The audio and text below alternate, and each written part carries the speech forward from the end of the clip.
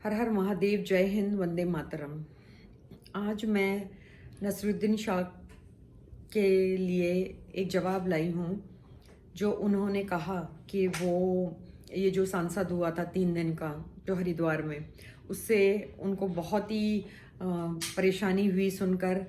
और वो बहुत ही ज़्यादा चिंता उन्होंने जताई कि हमारा क्या होगा, हमारे बच्चों का क्या होगा। हम तो मर जाएंगे लेकिन हमारे बच्चों का क्या होगा। उसके लिए मैं आज एक वीडियो बना के लाई हूँ।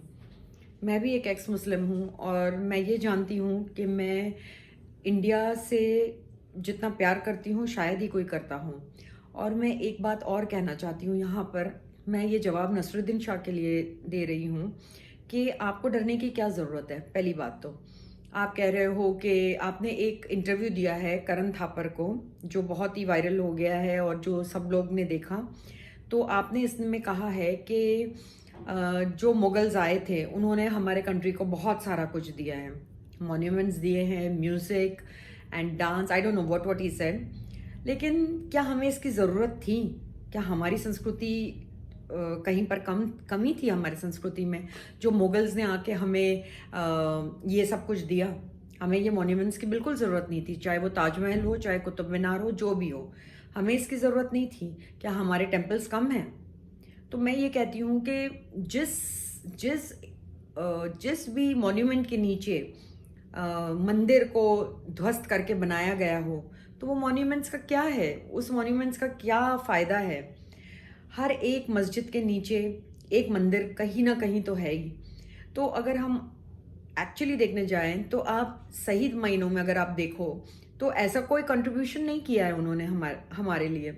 और पहली बात तो वो रेफ्यूजी की तरह नहीं आए थे। आप सब जानते हैं कि वो रेफ्यूजी की तरह नहीं आए थे। वो यहाँ पर इंडिया के ऊपर हुकूमत करने आए थे। They didn't come as refugees, and why would they come as refugees? आपने कहा कि मुगल रेफ्यूजी की तरह आए थे, बिल्कुल भी नहीं। अगर वो रेफ्यूजी की तरह आए होते तो वो यहाँ पर आके कन्वर्जन नहीं करते।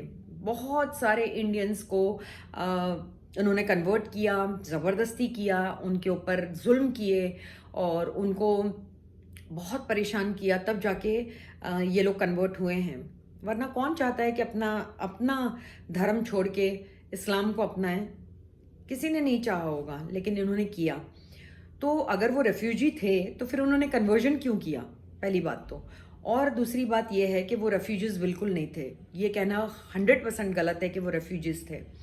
और दूसरी बात यह है कि नसीरुद्दीन शाह कहते हैं कि मैंने अपने बच्चों को कभी रिलीजन नहीं पढ़ाया, कभी नहीं उनको कहा कि आप ये रिलीजन में बिलीव करो या वो रिलीजन में बिलीव करो। तो आप तो कहीं से भी एक एक्टिव मुस्लिम नहीं हो। आपकी वाइफ भी हिंदू है और आपने एक हिंदू से शादी की है। आई डोंट नो कि उन्होंने कन्वर्ट किया कि नहीं, that is not my problem. But अगर आपने अपने बच्चों को अगर नहीं सिखाया है कोई भी religion, then they are as good as, like you know, what is there. सिर्फ नाम से थोड़ी कुछ होता है।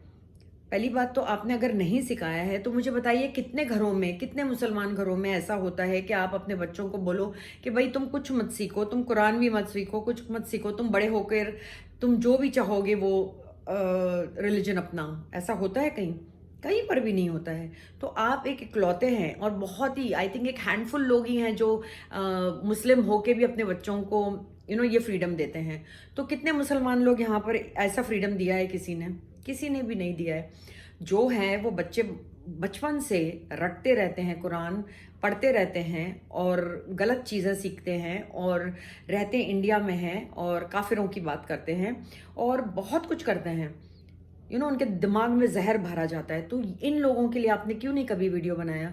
अभी थोड़े दिन पहले जब ओवैसी ने इतना इतना ज़बरदस्त और इतना बकवास, जो इतना बड़ा वीडियो उसने डाला था, इतना चैलेंज किया था उसने, उसके बारे में आपने क्यों नहीं बनाया? आपने क्यों नहीं कहा कि ये गलत है, मुसलमान भी गलत है? ये क्यों नहीं कहा? आप किस बात से डर रहे हो कि ये लोग मतलब जाग गए हैं, कि हिंदू लोग जाग गए हैं इसलिए आप डर रहे हो? तो दिस इज हिपोक्रेसी।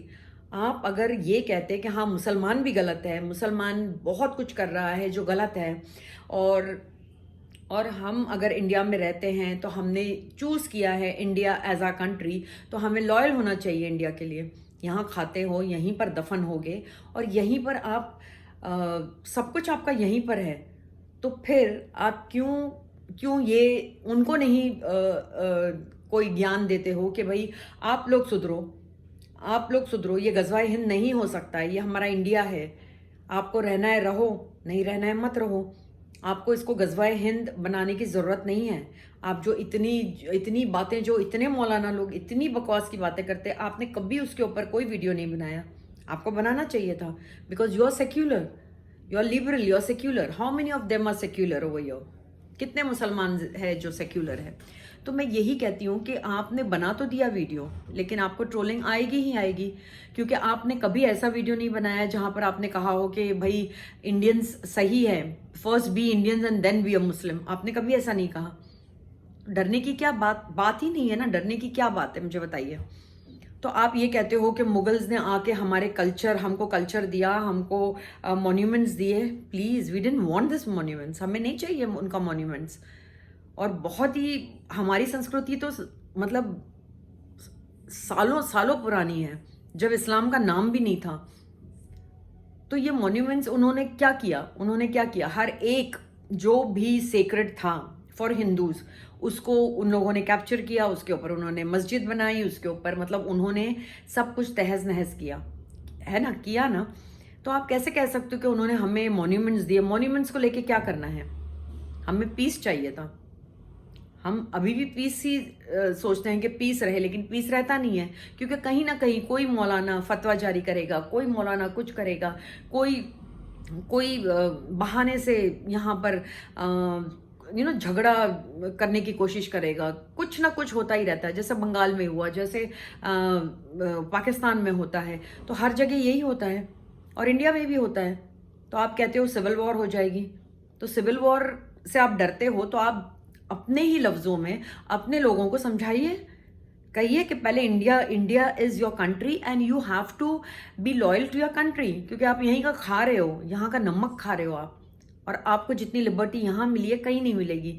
ऐसा तो वीडियो बना के डालो, है ना। आपको, आपकी वाइफ अगर हिंदू है, और अगर आप हिंदू को भी उतना ही मान देते हो जितना कि आप मुसलमानों को देते हो, तो एक वीडियो तो बनाओ जहां पर आप ये कह सको कि भाई हम गलत कर रहे हैं, हमको हमारा शरिया लॉ को कहीं साइड में रख के, कहीं पर दफना के, हमें संविधान का वो करना चाहिए, हमें संविधान को पहले रखना चाहिए, है कि नहीं? वो सब नहीं करोगे, आपको बस जबरदस्ती का टेंशन हुए जा रहा है कि मेरे बच्चों का क्या होगा, या हम मुसलमानों का क्या होगा, हम 30 करोड़ हैं, हमको मारा जाएगा, और ये ललकार रहे हैं, और ये है। तो इतने सालों से कभी आपको नहीं लगा कि आपको भी इसमें पार्टिसिपेट करना चाहिए? अगर आप आज करण थापर को जो इंटरव्यू दिया है आपने, ये बहुत ही स्टूपिड इंटरव्यू था।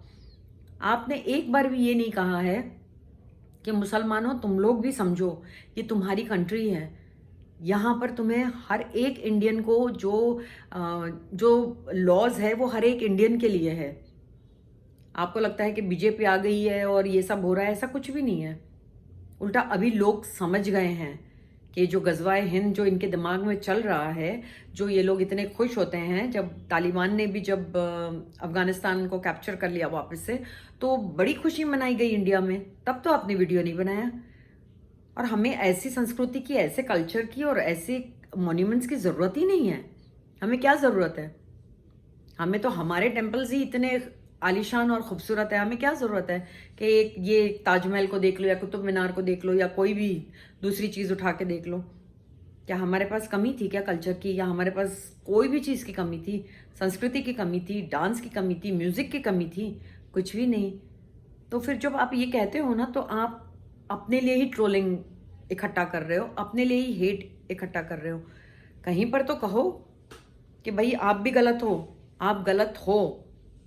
ये मंशा दिल में मत रखो कि ये गजवाए हिंद हो जाएगा, या हम इसको, जब हम बहुत ज़्यादा तादाद में रहेंगे तो हम ज़रूर इसको कैप्चर कर लेंगे और हम यहाँ पर हमारा झंडा गाड़ने वाले हैं। ये तो हमें आए दिन सुनाई देता है। आए दिन जितने भी ये मौलवी आते पैनल्स के ऊपर यही बकवास करते रहते हैं कि हम बस रोड पे नमाज पढ़ेंगे। हम तो आप क्यों तब नहीं बोलते हो? तब आप क्यों नहीं मुंह खोल के बोलते हो कि भाई तुम गलत कर रहे हो?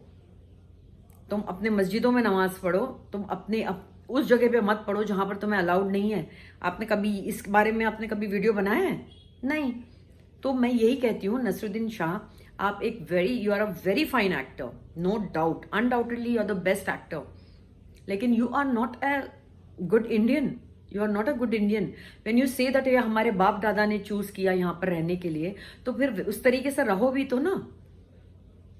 आप हर जगह जाकर, चाहे वो अयोध्या में हो और जहां पर भी मुगल ने जो भी किया है, जितना इन्होंने किया है और जितना ब्रिटिशर्स ने यहाँ आके किया है, तो वो आपको नहीं लगता कि वो पेशेंस की एक हद पार हो गई थी?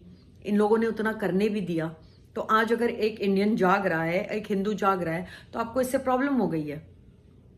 तो आप एक वीडियो बना के डालिए जहां पर आप मुसलमानों को ताकीद करें, आप मुसलमानों को समझाएं कि उनको कैसे रहना चाहिए।